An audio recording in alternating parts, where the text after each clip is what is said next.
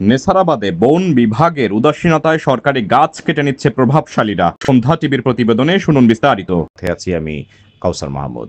এখানে এই যে মাসুদ, সে আওয়ামী লীগের কুখ্যাত সন্ত্রাসী। সে বিগত দিনে বন বিভাগের যত একাশি গাছ ছিল লোকজন বিক্রি করছে। এবার এই যে গাছ কাটতে আছে, আমরা বলার সত্ত্বেও সে আমাদের হুমকি দামকি। নেসারাবাদে সামাজিক বনায়নের রোপিত রাস্তার পাশের 10 লক্ষাধিক টাকার গাছ কেটে নিচ্ছে মাসুদ নামে এক প্রভাবশালী লোক। উপজেলার মাদ্রা আরামকাঠি সড়কের পাশে বাঁশেরচর এলাকা থেকে গত দুদিন ধরে গাছগুলো কাটা হচ্ছে। সরকারি গাছ কাটতে স্থানীয়রা বাধা দিলেও তা উপেক্ষা করে গাছগুলো কেটে নিচ্ছেন মাসুদ হোসেন। স্থানীয়দের অভিযোগ, উপজেলা বন বিভাগ অফিসে একাধিকবার জানালেও তারা কর্ণপাত করছেন না।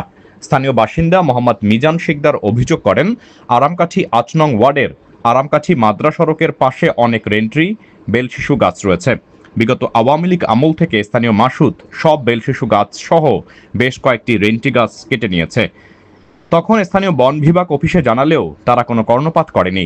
নতুন করে সেই মাসুদ রাস্তার পাশের 5টি রেন্টি গাছ কাটছে, যার মধ্যে 3টি গাছ নিয়ে গেছে, আরও 2টি গাছ কাটছে। সরকারি গাছ কাটা দেখে আমরা নিষেধ করলে মাসুদ আমাদেরকে হুমকি দিচ্ছে। এই যে মাসুদ, সে আওয়ামী লীগের কুখ্যাত সন্ত্রাসী। সে বিগত দিনে বন বিভাগের যত একাশি গাছ ছিল লোকজন বিক্রি করছে। এবার এই যে গাছ কাটতে আছে, আমরা বলার সত্ত্বেও সে আমাদের হুমকি দামকি, বিভিন্ন হুমকি দামকি দিতে আছে, আমাদের হুমকি দিতে আছে। আমরা এটা জাতির কাছে জানতে চাই। আরামকাঠি মাদ্রা রোড, এখানে অনেক গাছ কাটতে এনেছে। বন বিভাগের লোক খবর দিল, তারা আসে না। এই কারা এই গাছ কাটায়, কাগো নেতৃত্বে কাটে, এটা জাতি জানতে চাই। একই অভিযোগ করে স্থানীয় মোহাম্মদ সানি নামে অপর এক যুবক বলেন, গত 2 দিন ধরে মাসুদ রাস্তার গাছগুলো কেটে নিচ্ছে। আমরা স্থানীয়রা বাধা দিলেও তিনি তা উপেক্ষা করে নিজের মতো করে গাছ কাটা চলমান রেখেছেন। আমরা উপজেলা বন অফিসে জানালেও অজ্ঞাত কারণে তারা আসছেন না। সানি, এটা হচ্ছে আরামকাঠি স্বরূপকাঠি মাদ্রা রোড। তো এই রোডে হচ্ছে 3-4 দিন পর্যন্ত গাছগুলো কাটতেছে। কালকে মামা আমাকে ফোন করছে যে আমার বাড়ি হচ্ছে ওপার। আমি প্রতিদিনই দেখি, তার দেখার পর সে গাছ থেকে কাটতেই পারে। যদিও আমার এটা খেয়ালে ছিল না। মামা আমারে ফোন দিচ্ছে যে সানি, তোমাকে খাল পরে যে গাছগুলো কাটতেছে, কোথায় কি। আমি মাসুদ ভাইরে ফোন দিলাম। ফোন দেওয়ার পর বললাম, মাসুদ ভাই এই যে গাছগুলো কাটতেছেন, স্বরূপকাঠি থেকে মামা ফোন দিছে, আরো 2-1 ফোন দিছে, গাছগুলো সম্ভবত সরকারি গাছ, রাস্তার গাছ। আপনি এই জিনিসটা একটা সুরাহা করে তারপর প্রয়োজনে কাটেন।